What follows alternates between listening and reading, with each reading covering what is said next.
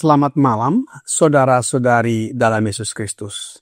Selamat bertemu kembali dalam renungan malam, You shall receive power, atau engkau akan menerima kuasa, oleh Ellen G. White, tanggal 20 September 2025. Mari kita berdoa. Bapa kami yang di sorga, Allah pencipta langit dan bumi, laut, beserta segala isinya, satu-satunya Allah yang benar, yang kami sembah selalu melalui anak-Mu, Yesus Kristus. Kami bersyukur dan berterima kasih atas penyertaan dan perlindungan Bapa sepanjang hari Sabat dalam seluruh peribadatan maupun ibadah dan penyembahan kami. Pada saat ini, kami siap mendengarkan firman-Mu. Mohon karuniakan Roh Yesus Kristus dalam hati kami, sehingga dapat mengerti firman-Mu dan menghidupkannya dalam kehidupan kami sehari-hari. Besertalah dengan kami sepanjang malam ini ya Bapa. Kami persembahkan doa ini di dalam nama Yesus yang adalah Tuhan dan Juru Selamat kami. Amin. Renungan malam ini akan dibacakan oleh Ibu Warti Siregar. Kepada Ibu Warti, kami persilahkan. Bacaan dari renungan malam kita pada tanggal 20 September berjudul Zerubabel dan Zakaria. Ayat intinya terdapat di Esra 5 ayat 1 dan 2. Tetapi Nabi Hagai dan Zakaria bin Ido, kedua nabi itu bernubuat terhadap orang-orang Yahudi yang tinggal di Yehuda dan di Yerusalem dalam nama Allah Israel, yang menyertai mereka. Pada waktu itu mulailah Zerubabel bin Sealtiel dan Yesua bin Yozadak membangun rumah Allah yang ada di Yerusalem. Mereka didampingi dan dibantu oleh nabi-nabi Allah. Dalam membangun kembali rumah Tuhan, Zerubabel telah diliputi oleh berbagai kesulitan. Pada tahun-tahun sebelumnya, musuh telah melemahkan semangat orang-orang Yehuda dan membuat mereka takut membangun, dan memaksa orang-orang itu menghentikan pekerjaan itu. Ezra 4, ayat 4-23. Namun, Tuhan campur tangan demi para pembangun yang setia. Dan kini, dia berfirman melalui nabinya Zakaria kepada Zerubabel, bukan dengan keperkasaan dan bukan dengan kekuatan, melainkan dengan rohku, firman Tuhan semesta alam. Siapakah engkau, gunung yang besar? Di hadapan Zerubabel, engkau akan menjadi tanah rata.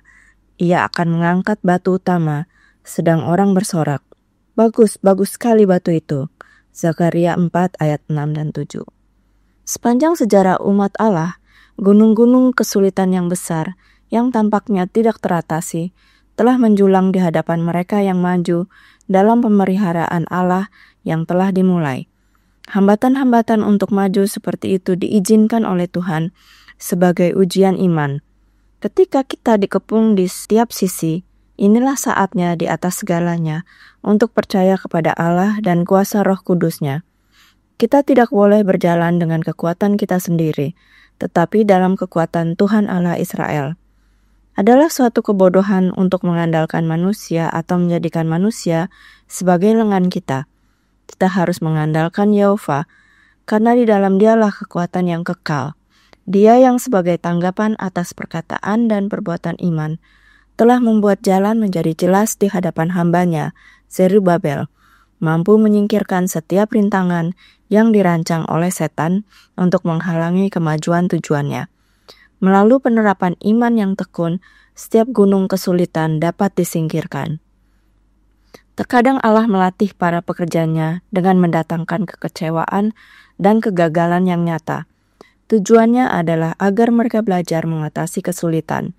Dia berusaha mengilhami mereka dengan tekad untuk menjadikan setiap kegagalan yang nyata sebagai keberhasilan.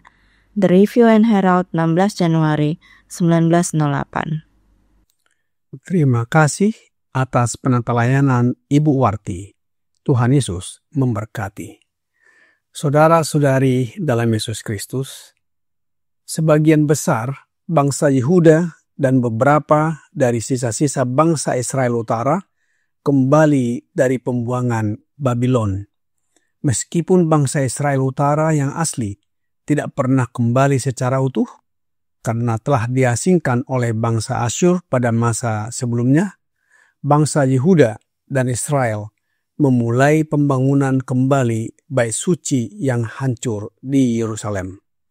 Zerubabel sebagai gubernur Yehuda dari keturunan Daud saat itu menjadi tokoh utama bersama Imam Yesua bin Yojadak dalam memulai pekerjaan pembangunan bait suci tersebut sekitar tahun 538 sebelum Masehi. Namun, pekerjaan pembangunan bait suci tidak berjalan dengan mulus. Setelah dimulai pekerjaan ini, kemudian terhenti selama kurang lebih 18 tahun. Salah satu penyebab utama penghentian ini adalah penolakan dari orang Samaria yang bukan hanya menolak membantu, tetapi juga berusaha menghalangi dengan mengirim surat-surat ke pemerintah Persia agar pembangunan dihentikan. Situasi ini mencerminkan adanya tantangan dari luar yang menghambat rencana pemulihan bangsa Israel dan ibadah mereka. Dalam renungan malam, Israel Receive Power, halaman 272, paragraf 2 berkata, dalam membangun kembali rumah Tuhan, Zerubabel telah diliputi oleh berbagai kesulitan. Pada tahun-tahun sebelumnya, musuh telah melemahkan semangat orang-orang Yehuda dan membuat mereka takut membangun dan memaksa orang-orang itu menghentikan pekerjaan itu. Esra 4 ayat 4, Esra 4 ayat 23. Namun Tuhan campur tangan demi para pembangun yang setia, dan kini dia berfirman melalui nabinya Zakaria kepada Zerubabel. Bukan dengan keperkasaan dan bukan dengan kekuatan, melainkan dengan rohku, firman Tuhan semesta alam. Siapakah engkau, gunung yang besar? Di hadapan Zerubabel, engkau akan menjadi tanah rata. Ia akan mengangkat batu utama, sedang orang bersorak, bagus, bagus sekali batu itu. Zakaria 4 ayat 6 dan 7. Nabi Zakaria menyemangati Zerubabel dengan janji kemenangan bahwa ia akan berhasil membangun kembali bait Allah, bukan dengan kekuatan manusia, tetapi oleh kuasa Roh Allah. Sekitar tahun 520 sebelum Masehi, Nabi Hagai dan Zakaria muncul sebagai motivator rohani yang mengingatkan bangsa Israel akan pentingnya penyelesaian pembangunan bait suci. Bukan hanya untuk fisik, tapi juga untuk kehormatan Allah dan kembalinya berkat bagi bangsa itu. Ini menunjukkan peran penting pemimpin rohani yang menguatkan dan mengarahkan umat Tuhan agar tetap berkomitmen pada panggilannya. Dorongan mereka memberikan semangat baru dan bangsa Israel kembali melanjutkan pekerjaan tersebut dengan tekun di tengah hambatan dan berbagai kesulitan hingga akhirnya selesai pada tahun 516 sebelum Masehi, tepat 20 tahun setelah dimulai pengerjaan bait suci tersebut. Alkitab berkata di dalam Esra 6 ayat 15 dan 16. Maka selesailah rumah itu pada hari yang ketiga bulan Adar, yakni pada tahun yang ke-6, zaman pemerintahan Raja Darius. Maka orang Israel, para imam, orang Lewi, dan orang-orang lain yang pulang dari pembuangan merayakan pentahbisan rumah Allah ini dengan sukaria. Dengan selesainya pembangunan bait suci, bukan hanya simbol pemulihan, tapi juga janji bahwa Allah setia menyertai umatnya meskipun ada hambatan. Apa yang mereka lakukan dengan selesainya pembangunan bait suci atau rumah Allah tersebut? Setelah pembangunan bait suci selesai, bangsa Israel bersukacita dengan sorak-sorai dan nyanyian pujian kepada Tuhan. Mereka mempersembahkan korban bakaran dan korban keselamatan sebagai ungkapan syukur.